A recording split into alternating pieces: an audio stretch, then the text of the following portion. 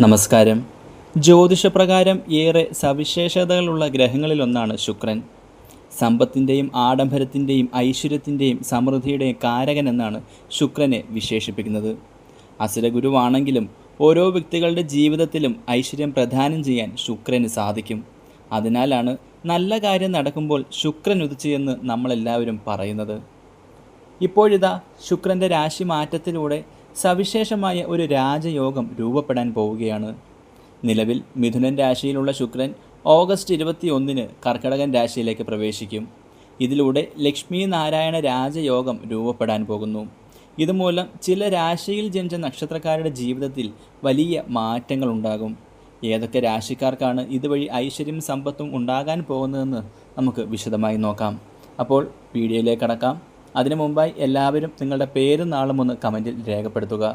മഹാദേവനെ പ്രാർത്ഥിക്കുന്ന വേളയിൽ നിങ്ങൾക്ക് വേണ്ടി ഞാനും പ്രാർത്ഥിക്കാം. അപ്പോൾ രാശികൾ ഏതൊക്കെയെന്നും അതിൽ ഉൾപ്പെടുന്ന നക്ഷത്രങ്ങൾ ഏതൊക്കെയെന്നും വിശദമായി നോക്കാം. ആദ്യമായി മിഥുനൻ രാശി, മകയിരം, തിരുവാതിര, പുണർദം. മിഥുന രാശിയിൽ നിന്ന് കർക്കിടക രാശിയിലേക്കുള്ള ശുക്രൻ്റെ മാറ്റം മൂലം രൂപപ്പെടുന്ന ലക്ഷ്മി നാരായണ രാജയോഗം മിഥുനൻ രാശിക്കാർക്ക് ഏറെ അനുകൂലകരമാണ്. കഠിനാധ്വാനത്തിൻ്റെ ഫലം ലഭിക്കുന്നതാണ്.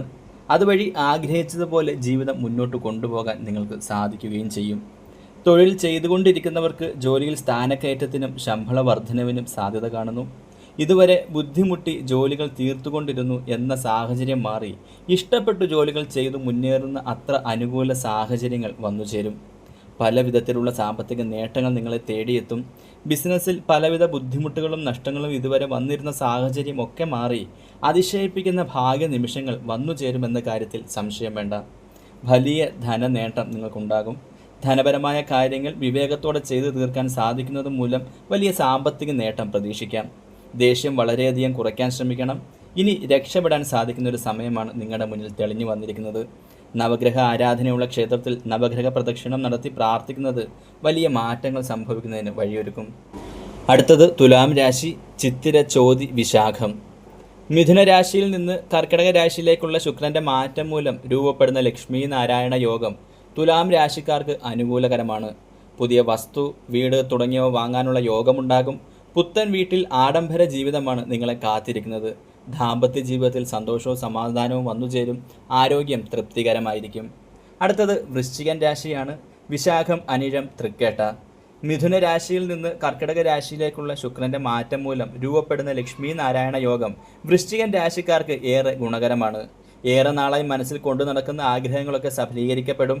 സ്വർണം പോലെ വിലപിടിപ്പുള്ള സമ്മാനങ്ങൾ ലഭിക്കാൻ സാധ്യതയുണ്ട്. ഏത് കാര്യം ചെയ്യുമ്പോഴും ഭാഗ്യത്തിൻ്റെ പിന്തുണ നിങ്ങൾക്കുണ്ടായിരിക്കും. അതുകൊണ്ട് എല്ലാ കാര്യത്തിലും വിജയം നിങ്ങൾക്ക് ഉറപ്പാണ്. ജീവിതം രക്ഷപ്പെടാൻ പോകുന്ന ഒരു ദിവസം തന്നെയാണ് ഓഗസ്റ്റ് 21. ഇന്നത്തെ രാശിഫലം ഇവിടെ അവസാനിപ്പിക്കുന്നു. എല്ലാവർക്കും നന്ദി, നമസ്കാരം, ശിവോഹം.